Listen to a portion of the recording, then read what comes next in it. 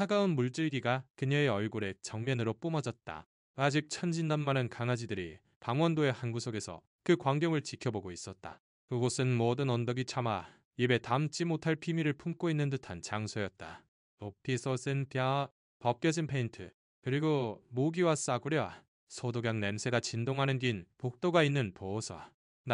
지혜는 죄책감을 가슴에 품고 이 이야기를 시작한다. 문득 지붕 틈새로 한 줄기 햇살이 비쳐들었다. 건물 전체가 숨을 죽인 듯 모든 것이 정적에 휩싸여 있었다. 희미한 전등이 슬프게 비추는 좁은 복도를 그 개는 걷고 있었다. 본래 위험이 넘쳤을 체격은 이제 한숨처럼 말라 있었고 그는 퉁퉁 부어 있었다. 황금빛 털을 타진 암컷 진돗개였다. 그녀에게는 이름이 없었다. 설령 있었다 해도 이곳의 누구도 기억하지 못했다. 사람들은 그저 그녀를 신입이라 불렀다. 그녀는 몸에 바싹 달라붙은 6마리의 강아지를 데리고 왔다. 이미 걸을 수 있는 녀석도 있었고 이제 막 눈을 뜬 녀석도 있었지만 모두 세상 물정 하나 모른 채 따뜻한 그림자처럼 어미 곁에 붙어 있었다. 다른 개들은 무관심하게 그녀를 쳐다봤다. 개는 너무 많았고 이런 사연도 너무나 흔했다. 그녀는 그저 문 앞에 놓인 종이 상자 속에 담겨있던 게 한 마리에 불과했다. 하지만 그녀 자신은 그 사실을 몰랐다. 그녀는 이곳이 도움이 될지도 모르는 곳이라 믿었다. 어쩌면 누군가 잠자리에 누더기 한 잔 깔아줄지도, 더러워도 좋으니 물 한 모금이라도 줄지 모른다고 생각했다. 그녀는 많은 것을 바라지 않았지만 이곳의 절차에는 다정함이란 없었다. 그날 청소를 담당하는 늘 불만 가득한 얼굴의 여사라는 나이 든 여성이 신입구역 문가에 있는 어미개를 발견했다. 강아지들이 그녀를 둘러싸고 있었다. 몇몇은 오줌을 쌌고 한 마리는 무언가 하얀 것을 개워내고 있었다. 여사는 코에 주름을 잡았다. 지저분하기는 그녀는 쉰 목소리로 외치며 허리띠에 매단 분무기를 뽑아들었다. 락스 냄새가 나는 액체가 담긴 아주 평범한 분무기였다. 그녀 말로는 도시의 냄새를 지우는데 도움이 된다고 했다. 그런 건 필요 없다고 말할 용기가 있는 사람은 아무도 없었다. 마음 여사는 아무 말 없이 개의 얼굴을 향해 분무기를 뿌렸다.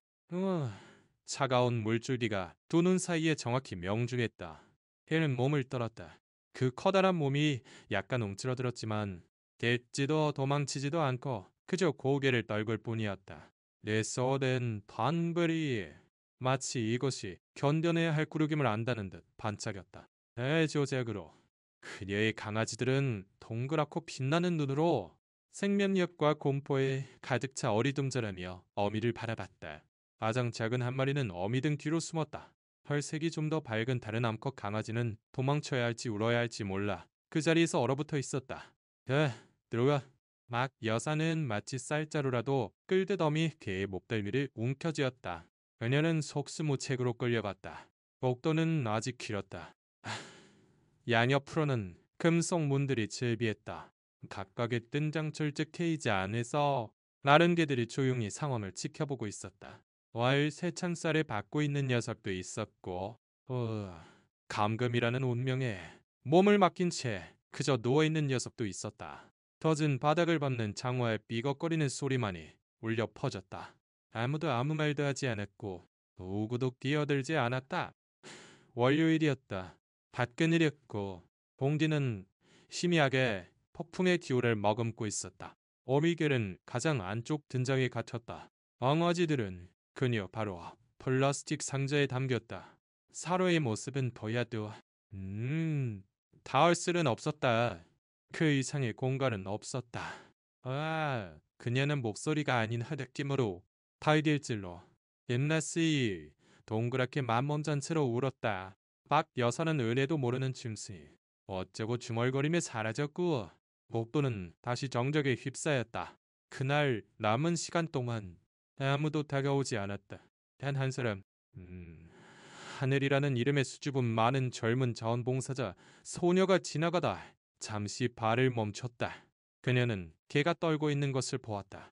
강아지들이 상자에 몸을 밀착시키며 쇠창살에 다가가려 애쓰는 것을 보았다. 하지만 그녀가 한 걸음 내디디려 하기 전에 옆방에서 코디네이터가 소리쳤다. 가까이 가지 마. 걔들은 관찰 중이야. 접근 금지.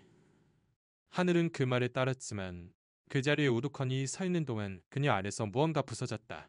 이유는 알 수 없었지만 우와, 그 개의 눈빛이 자신에게 말을 거는 것처럼 느껴졌다. 다른 누구도 듣지 못하는 메시지 같았다. 어둠은 일찍 찾아왔다. 복도의 전등이 불쾌한 소리를 내며 깜박였다. 현장 안에서 어미길은 거친 숨을 몰아쉬었다. 호흡은 빨랐다. 열이 있었고 뒷다리의 상처는 악화되는 듯 보였다. 강아지들은 마치 서로 맞닿음으로써 잃어버린 온기를 보충하려는 듯 몸을 맞대고 잠들어 있었다. 밖에서는 천둥이 울기 시작했지만 안에서는 모든 것이 그대로였다. 이곳에서 벌어짐은 스캔들이 아닌 일상이기 때문이다. 이야기는 이제 막 시작되었을 뿐이었다. 새벽녘 비가 내리기 시작했다. 마치 하늘이 모든 것을 깨우려는 듯.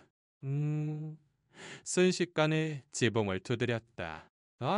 천둥 소리가 보호소 벽 전체에 울려 퍼졌다. 몇몇 개는 찢었고 다른 개들은 한쪽 눈을 떴다가 다시 찢어진 담요 속으로 몸을 말았다. 그 황금빛 진돗개 이름 없는 그녀는 깨어 있었다. 잠들 수 없었대. 다리에 상처가 타는 듯 아팠고 몸은 떨렸으며 그녀와 강아지들 사이의 거리는 쇠창살보다 더 고통스러운 보이지 않는 벽 같았다. 콘크리트 바닥에서 그녀는 강아지들이 플라스틱 상자 안에서 불안하게 움직이는 것을 보았다. 한 마리가 작게 낑낑거렸다. 가장 호기심 많은 또 다른 녀석이 어미에게 다가가려 상자 가장자리를 기어오르려 했지만 닿지 않았다. 그녀 또한 닿을 수 없었다. 왜 쇠창살 너머로 그저 바라볼 수밖에 없었다. 바람이 틈새를 비집고 윙윙거렸다. 복도의 전구가 지친 심장처럼 깜박였다. 그리고 어둠 속에서 또 하나 떨고 있는 것이 있었다. 그것은 자비심이었다. 누구도 입에 담지 않았지만 모두가 알고 있었다. 다음 날 아침 도호소는 평소와 같은 일상으로 돌아왔다. 박 여사는 평소처럼 일찍 와서 어깨에 걸레를 걸치고 돌처럼 차가운 표정을 하고 있었다.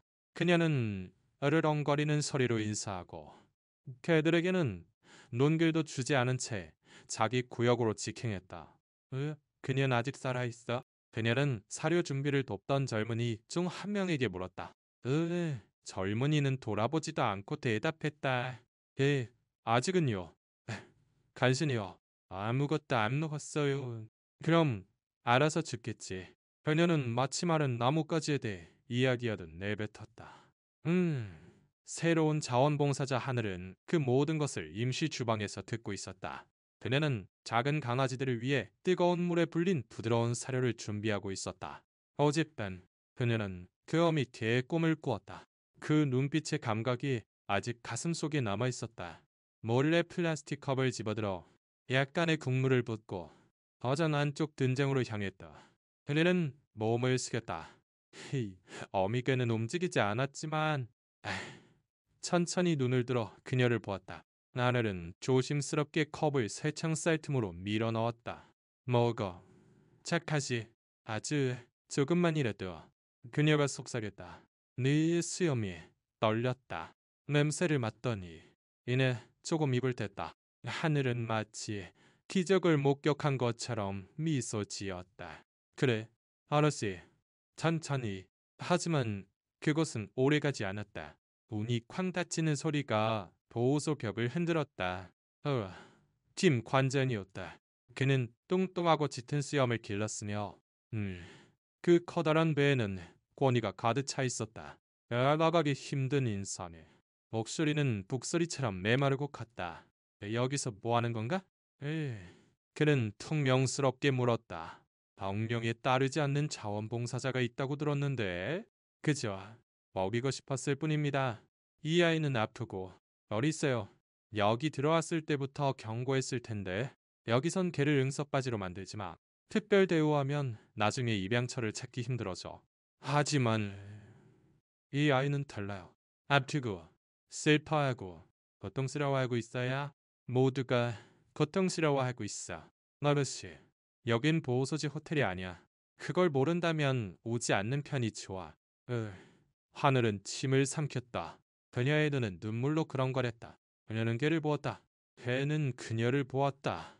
그리고 둘 다 아무 말도 하지 않았다. 질책보다 더 크게 외치는 침묵이 있기 때문이다. 그날 보호소를 찾는 사람은 아무도 없었다. 오후에는 다시 비가 내렸고 마치 하늘이 더는 보고 싶지 않다고 말하는 것 같았다. 강아지들은 몸을 맞대고 잠들었고 아유, 그 따뜻한 몸으로 누더기를 축축하게 적셨다. 어미개는 고통스럽게 숨을 쉬었다. 왼쪽 눈이 붓기 시작했지만 그럼에도 경계를 풀지 않았다. 잠들지도 꿈을 꾸지도 않았다. 하늘은 밤새 그녀와 그녀의 강아지들 그리고 그 눈빛에 대해 생각했다. 어머니에게 이야기하고 싶었지만 이해받지 못할 것을 알았다. 그래서 그녀는 편지를 썼다. 별거 보내지 않겠지만 마음이 터져버리지 않기 위해 쓰는 편지였다. 슬픈 눈을 한나의 소중한 어미개에게. 당신의 이름은 모르지만 저는 당신을 보고 있어요. 모두가 못 본 척해도 저는 보고 있다고 맹세해요. 안 된다고 해도 저는 당신을 돕고 싶어요. 왜냐하면 그건 아픈 일이고 당신은 혼자 있으면 안 되니까요. 그리고 마음에 담아둔 것은 더 아프니까요.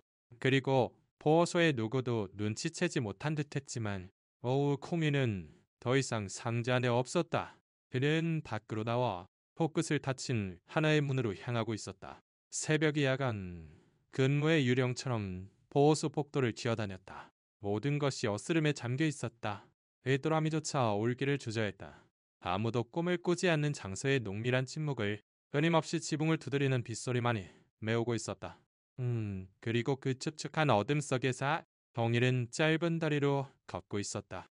그는 차가운 바닥을 미끄러지듯 걸었고 추위에 떨었지만 그것은 공포가 아닌 결의 때문이었다.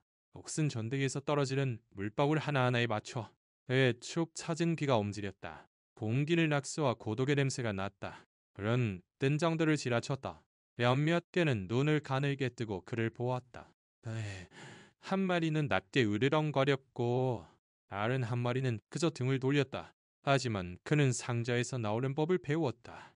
구석의 구멍을 발견했고 지금 마치 세상은 자신에게 아무 빛도 없지만 자신은 세상의 모든 것을 비치고 있음을 아는 것처럼 그는 관리구역으로 똑바로 향했다. 그는 어디로 가는지 정확히는 몰랐지만 그저 어미가 마음속으로 울고 있는데 아무도 아무것도 하지 않는다는 것만은 알았다. 그는 중앙복도를 가로질러 누더기 창고를 지나 전날 동료가 끌려갈 때 다치는 것을 보았던 페인트가 벗겨진 파란 문 앞에서 멈춰섰다.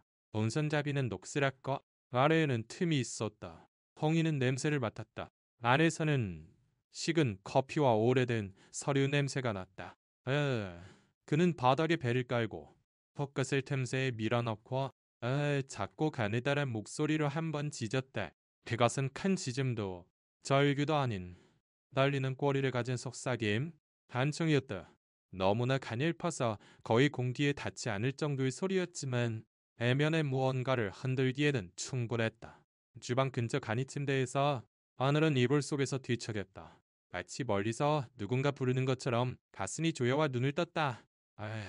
그녀는 이유도 모른 채 일어나 왼발로 조용히 걸어 문으로 향했다. 그리고 그를 보았다. 대꾸 흠뻑 젖고 울고 있었지만 살아있었다. 컴이야. 소리 없는 목소리였다. 강아지는 고개를 들었다. 그 눈은 무언가를 말하고 있었다. 하늘은 즉시 문을 열고 배를 하나 올렸다. 봄은 얼음장처럼 차가웠지만 그 발은 나무 뿌리처럼 매달려왔다. 여기서 뭐해? 아가, 엄마 때문에 도망쳐 나온 거구나. 홍이는 그저 작게 낑낑거리며 그녀의 목덜미에 얼굴을 묻었다. 하늘은 망설이지 않았다. 그녀는 가장 안쪽 텐장으로 달려갔다. 어미개는 눈을 가늘게 뜨고 기다리고 있었다. 하늘은 젖은 바닥에 무릎을 꿇고 강아지를 쇠창살 너머로 건넸다. 그는 곧장 어미의 따뜻한 몸으로 기어들어가 지친 자석처럼 그 옆구리에 바싹 달라붙었다. 어미는 그의 냄새를 맡고 앓고 그리고 며칠 만에 처음으로 편안히 눈을 감았다. 하늘은 더 이상 참을 수 없었다. 그녀는 주머니에서 휴대폰을 꺼내 번호를 눌렀다. 여보세요? 최 할머니. 이 시간에 죄송해요. 하지만 도움이 필요해요. 배요. 암컷개가 한 마리 있어요.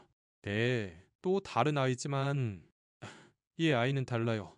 여기서 오래 살지 못할 거예요. 나머지들도요. 이제 누구에게 부탁해야 할지 모르겠어요. 전화기 너머로 침묵이 흘렀다. 그리고 나이든 목소리가 대답했다. 얘야, 어디에 있니? 30분 후 낡은 트럭 한 대가 보호소 뒤 주차장에 도착했다. 조수석에는 체크무늬 담요가 놓여 있었고 바닥에는 집에서 만든 연고가 담긴 봉투와 결의에 찬 눈빛의 여성이 있었다. 운전자는 최의 할머니였다. 하늘이 그녀를 기다리고 있었다. 그녀는 젖은 담요에 쌓인 너미 개를 안고 있었다. 다른 강아지들은 따뜻한 누더기와 몇 가지 손수 만든 장난감이 담긴 상자 안에 있었다. 공이는 그녀의 가슴 위에 있었다. 이 아이는? 최 할머니는 더 이상 아무 말도 없이 물었다. 하늘은 눈물을 글썽이며 고개를 끄덕였다. 강아지들 앞에서 얼굴에 물세례를 받았어요. 아무도 아무것도 하지 않았어요. 뭐 좀 먹었니? 네. 하지만 아직 살아있구나. 최 할머니는 몸을 숙였다. 그녀는 흙과 약초의 손으로 개를 만졌다. 그럼 가자꾸나. 험한 꼴은 볼 만큼 봤으니. 그리고 그 이상 아무 말도 없이 그들은 어미 개를 트럭에 태웠다. 엔진이 지친 신음소리를 내며 시동이 걸렸다. 이렇게 이바람 부는 한밤중 어미 개와 희망 없는 6마리의 강아지 그리고 허락받지 않은 한 명의 소녀가 뒷문으로 버려진 장소를 빠져나왔다. 대어는 암에 울리는 단 한 벌의 지짐이 모든 것을 바꾸기에 충분하기 때문이다. 최 할머니의 집은 동네 변두리에 있었다. 그곳에 사는 보도블록에 금이가 있었고 결이 더 낮게 보이는 듯했다. 흙담에 얽힌 부겐빌레아 그리고 집 전체를 감싸는 구수한 된장찌개였겠니 향이 나는 소박한 질이었다. 하늘은 문 앞에서 멈춰섰다. 홍이가 얼굴을 내밀자 가장 먼저 눈에 들어온 것은 낡은 나무 간판이었다. 거기에는 이렇게 새겨져 있었다. 여기서는 사랑을 믿는 이들이 치유받는다. 하늘은 어미 개를 내려놓았다. 담요는 흠뻑 젖었지만 이제 이전처럼 떨지는 않았다. 그녀는 그저 눈을 감고 마치 드디어 쉴 수 있다는 듯이 있었다. 들어오너라. 최 할머니는 철문을 밀며 말했다. 여기선 아무도 심판하거나 큰소리치지 않는단다. 밴으로 들어서자. 마당에는 돌길이 나 있었다. 왼쪽에는 재활용된 양철로 만든 작은 지붕이 있었고 그곳은 누더기 침대와 선으로 쓴 이름이 적힌 그릇들 그리고 치유의 침묵으로 가득 차 있었다. 홍이는 스스로 내려 뛰어다녔다. 어디로 향하는지도 모르고 달렸다. 그저 이곳의 냄새가 다르다는 것만은 알았다. 자유의 냄새? 따뜻한 옥수수빵 냄새. 평온의 냄새가 났다. 허미개는 부엌 옆 작은 침대에 이어졌다. 최 할머니는 알로에와 국화차 그리고 지혜로운 노인만이 하는 무언가로 연고를 만들었다.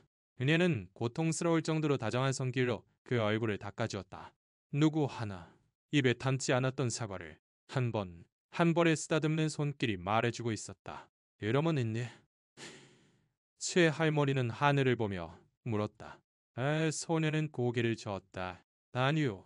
아무도 이름을 묻지 않았어요. 그럼 이름을 지어줄 때구나.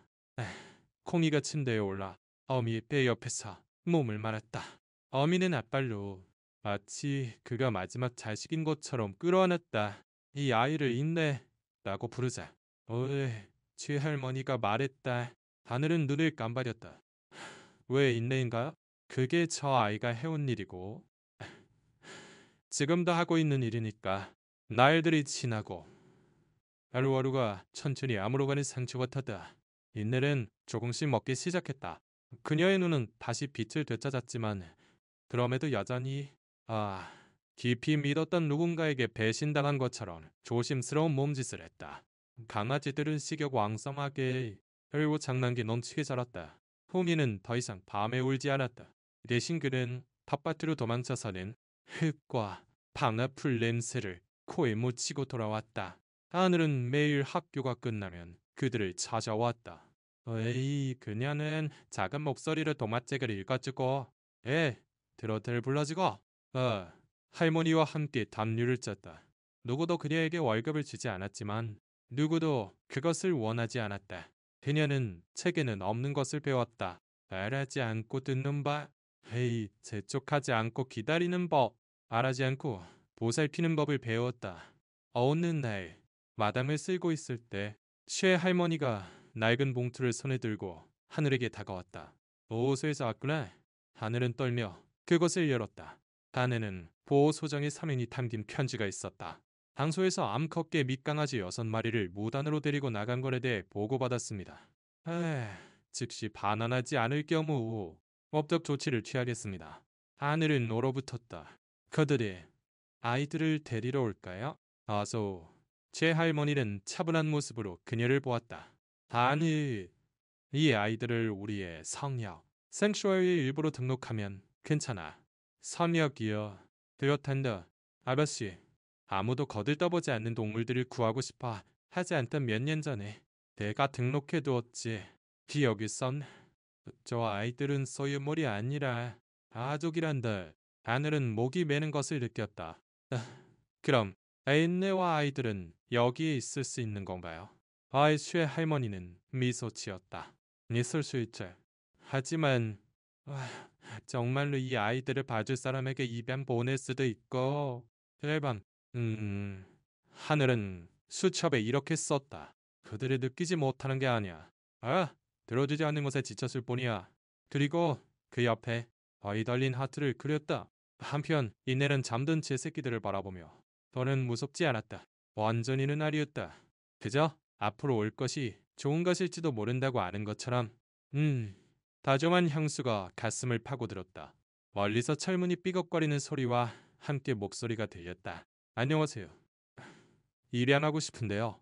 그 밤에 울린 목소리는 힘짜지도 확신에 차있지도 않았지만 진실했다. 그것은 집을 청소하고 손주를 키우느라 갈라진 손을 가진 정씨 할머니의 목소리였다. 그녀는 두 블록 건너 자줏빛 봉선화 옆집에 살았다. 그녀는 보호소에 들어가 본 적도 무언가를 우리에 가두고 키워본 적도 없었다. 하지만 그날 오후 선녀민지 어이야 커다란 눈과 찢어진 스웨터를 입은 소녀가 학교에서 만든 그림을 그녀에게 보여주었다.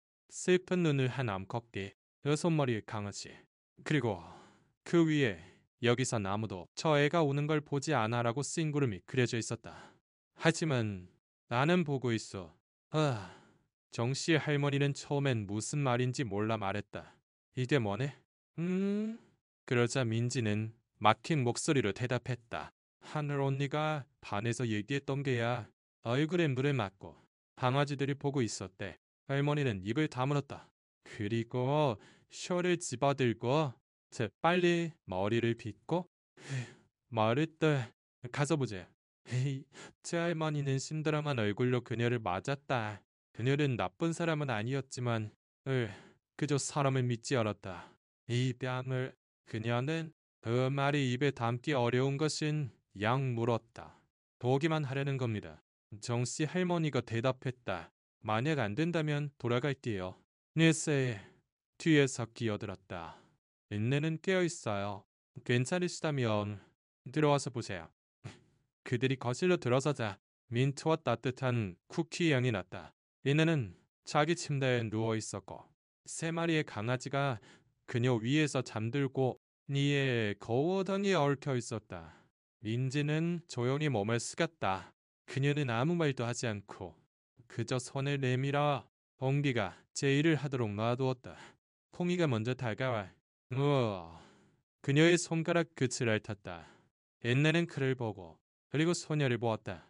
그리고 처음으로 그녀는 고개를 숙이지 않았다. 정씨 할머니는 한숨을 쉬었다. 걔는 잘 모르지만 아저씨, 손녀 말이 맞아요. 아무도 보지 않는 데서 울어야 한다니. 누구도 그런 일을 당해선 안 돼요. 그녀는 최 할머니 쪽을 향했다. 한 마리 데려가도 될까요? 최 할머니는 바로 대답하지 않았다. 그녀는 창가로 가 마치 거기에 없는 누군가와 이야기하는 것처럼 달을 바라보았다. 한 마리. 대여가도 좋아요. 그녀가 말했다. 하지만 아고라 장식품 변명거리처럼 다루지 않겠다고 약속하세요. 아, 정씨 할머니는 고개를 끄덕였다. 만약 데려간다면 사랑하기 위해서입니다. 최 할머니는 미소 지으며 코미를 가리켰다. 어? 저 녀석이 누구와 가고 싶은지 선택하는 거란다. 그 반대가 아니라. 콩이는 민지에게 다가가 그녀의 다리에 머리를 비비고는 거기에 멈춰섰다. 소녀가 그를 안아올리자 그는 아무 말도 하지 않았지만 그날 밤의 약속을 인식한 것처럼 온몸으로 매달렸다. 하늘은 울고 있었다. 슬픔 때문이 아니라 더 다정하고 따뜻한 무언가. 그것이 멈출지 아닐지 모르는 두려움을 동반한 기쁨 때문이었다. 그녀는 인내 옆에 앉아 그 귀에 작게 속삭였다. 해니즈라. 네 말이 줄었지만 그래도 한 마리는 사랑받게 되었어. 인내는 눈을 감고 니은네 한숨을 쉬었다. 다음 날 하늘은 푸르고 맑았다. 나무들은 바람에 춤을 추었다. 안겨진 강아지들은 마당을 뛰어다니며 마치 마법에 걸린 듯한 낡은 밧줄을 가지고 놀았다. 한편 인넬은 더 단단히 서 있었다. 상처는 아물었다. 흉터는 남았지만 그것은 더 이상 아프지 않은 흉터 중 하나였다. 새 할머니는 현관에서 그 모든 것을 미심내 어르는 찻잔을 손에 들고 바라보고 있었다. 하늘이 수첩을 들고 나왔다. 이렇게 뭘 적고 있니? 이 모든 것을 기록해두고 싶어요. 뭐 때문에? 나중에 그런 일은 없었다고 아무도 말하지 못하게요. 최 할머니는 미소 지었다. 그럼 이것도 덧붙여 적으렴. 아픔은 사라지는 게 아니란다. 그저 우리와 함께 잠드는 법을 배울 뿐이지. 그리고 하늘은 썼다. 있나.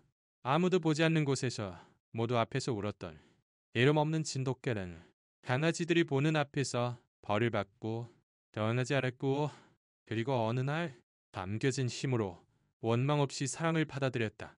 그녀가 그 마지막 한 줄을 막 썼을 때 문을 두드리는 소리가 났다. 다른 나무를 두드리는 소리였지만 공격적이지 않았다. 마치 녹화 한 번이니 문을 열어줄 자격이 있는지 확신하지 못하는 듯한 망설임을 동반한 노크였다. 최 할머니가 커튼 뜸으로 훔쳐보고 사람을 보자 그녀의 표정이 굳어졌다. 하늘아. 그녀는 조용히 불렀다. 너에게 할 말이 있는 사람이 왔구나. 누구야? 소녀는 부엌에서 나와 치마에 손을 닦으며 물었다. 이 선생이란다. 하늘은 입을 다물었다. 그 이름은 들어본 적이 있었다. 박 여사가 보호소를 휘어잡기 전에 전임 소장이었다.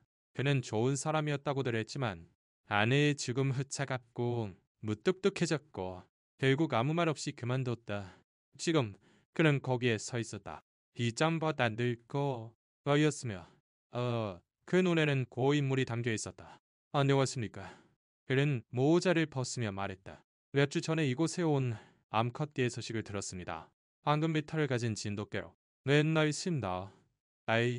여러분은 인내라고 부른다고요? 하늘은 아직 잘 이해하지 못한 채 고개를 끄덕였다. 아시는 분인가요? 이 선생은 깊이 숨을 들이마셨다. 아니요. 저는 그녀를 모릅니다. 하지만 그녀는 오래전에 잊힌 진돗개의 혈통에 속한다고 믿고 있습니다.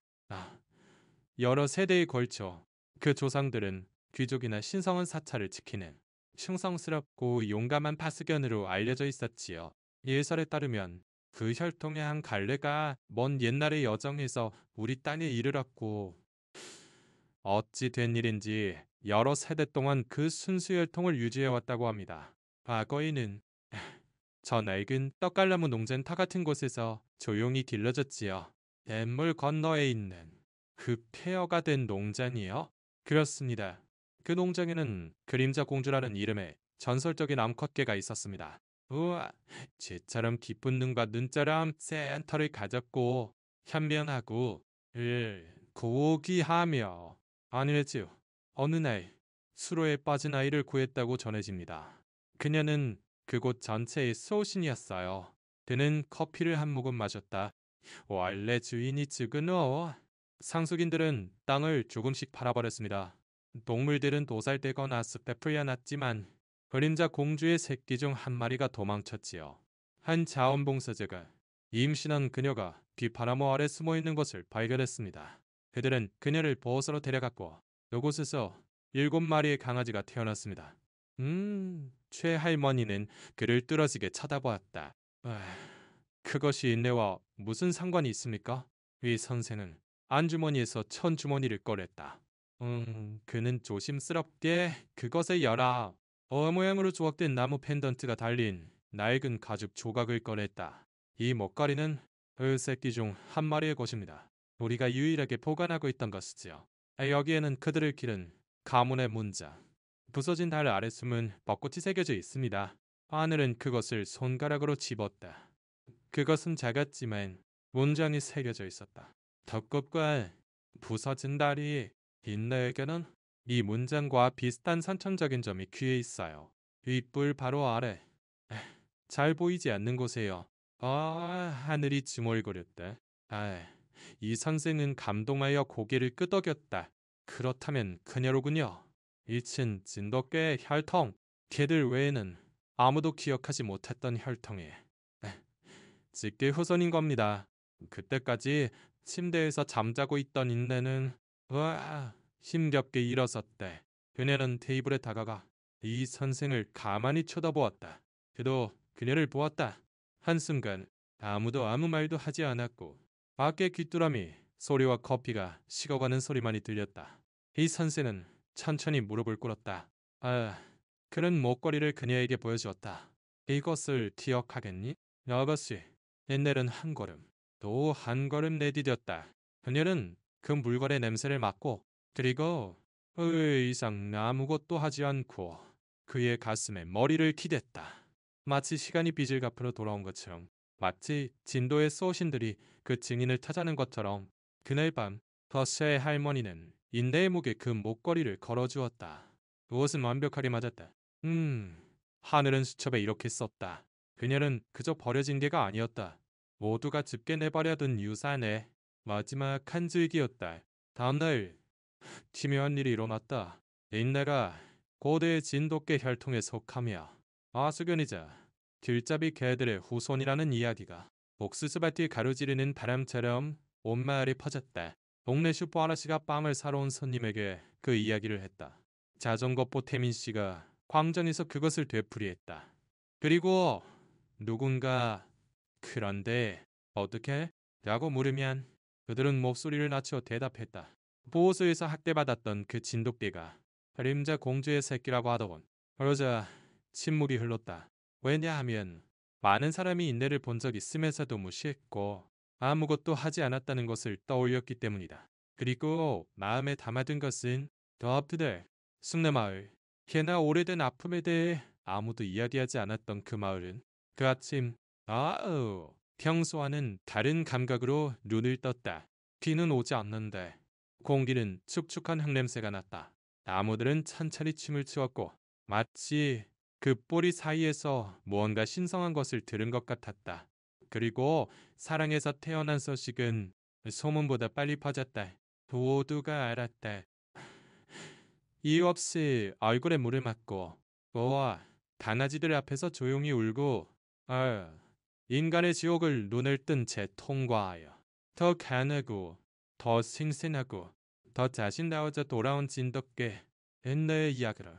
그 같은 아침 최 할머니, 하늘, 이 선생, 그리고 다른 이웃들은 예시 수십 년 동안 폐허와 먼지 그리고 떠나간 자들의 메아리만을 간직했던 낡은 떡갈나무 농장 터에 모여 있었다. 하지만 이제 모든 것이 달랐다. 문은 하얗게 칠해졌고 지붕은 지역사회의 노력으로 수리되었다. 벽은 아이들의 그림으로 장식되었다. 날개 달린 게 색색의 발자국. 여기서는 아무도 버려지지 않는다. 느끼는 것이 살아있는 것이다. 이맨이 잠드는 곳에서 생명은 깨어난다. 같은 말들이 쓰여 있었다. 인내는 느리지만 단단한 걸음으로 마당을 걸었다. 이제 몸은 아프지 않았다. 상처는 아물었다. 눈은 아직 슬픔을 띠고 있었지만 이전의 공허함은 불꽃과 역사와 자부심으로 대체되었다. 아, 그녀 곁에는 새끼들이 있었다. 항상 가장 활발한 콩이는 누더기를 입에 물고 이리저리 뛰어다녔다. 가장 조용한 아마란타는 마치 세상이 안전하다는 것을 아는 것처럼 오렌지 나무 그늘에서 누워 있었다. 하늘은 문간에서 그들을 보고 눈시울을 붉혔다. 이게 뭔지 아네? 인내야. 여기가 네 집이야. 야 어머니. 인내가 다가왔다. 그녀의 다리에 머리를 기대고 날숨을 쉬었다. 이 선생은 낡은 수첩을 가져와 있었다. 그는 떨리는 글씨로 썼다. 이름 없는 진돗개는 저항했다. 그녀의 영역에서 싸웠기 때문이 아니라 결코 포기하지 않았기 때문이다. 한편 최 할머니는 붉은 찰흙으로 만든 상에 불을 붙여 마당에서 가장 오래된 나무 아래에 두고 거기서 두 손을 모아 중얼거렸다. 고맙다. 영혼의 끈을 놓지 않아 주어서. 그러자 마당 깊은 곳에서 보이지 않는 부름에 답하되 내가 길게 울부짖었다. 그가 쓴 슬픔의 울음도 공포의 울음도 아니었다. 그것은 누군가 마침내 우주를 향해 자신의 이름을 노래하는 듯한 길고 맑은 울음이었다. 그날 밤 숲내 마을은 평소와 다른 잠에 들었다. 몇몇 집은 문을 조금 열어두었다. 아이들은 농장에 찾아가도 되냐고 물었다. 노인들은 의자를 길에 내놓고 커피와 빵을 내느며 몇 년 전에 묻어버렸던 것을 떠올렸다. 그리고 낡은 농장에서는 경운이 가득했다. 하늘은 인내를 발치에 눕히고 잠이 들었고 강아지들은 따뜻한 덩어리가 되어 골을 골았으며 입구에는 나무틀에 걸린 새로운 간판이 이렇게 적혀 있었다. 이곳에 인내가 산다. 뒤로 그녀와 함께 살기 위해 침묵해야 했던 모든 이들이 인내는 살았다. 그리고 행복했다. 그녀는 슬픈 이야기 이상의 것을 받을 자격이 있었기 때문이다. 그녀는 사랑으로 이야기되는 삶을 받을 자격이 있었다. 이야기는 끝난다. 옛날의 이야기. 소리치지 않았지만 저항했던 진돗개. 무시당하고 산쯔받고 뒤져졌지만 결코 사랑으로 바라보는 것을 멈추지 않았던 어미케의 이야기. 만약 이 이야기가 여러분의 마음에 울림을 주었다면 부디 댓글 없이 떠나지 말아주세요. 어디에서 이 이야기를 보고 계신지 꼭 들려주세요. 이 이야기에 대해 어떻게 느끼셨나요? 조용히 도움을 청하는 동물을 본 적이 있나요? 결국 인내는 어느 길머퉁이 어느 대문 앞에나 있을 수 있으며 때로는 누군가 멈춰서서 그들을 봐주는 것만이 필요하기 때문입니다. 와이와 함께 걸어주셔서 진심으로 감사합니다. 만약 더 많은 자비와 정의와 두 번째 기회가 있는 세상을 믿으신다면 채널 구독과 이 이야기의 공유를 부탁드립니다. 인내가 외롭지 않도록 그녀의 이야기가 여러분 한 사람 한 사람 안에서 계속 살아 숨 쉴 수 있도록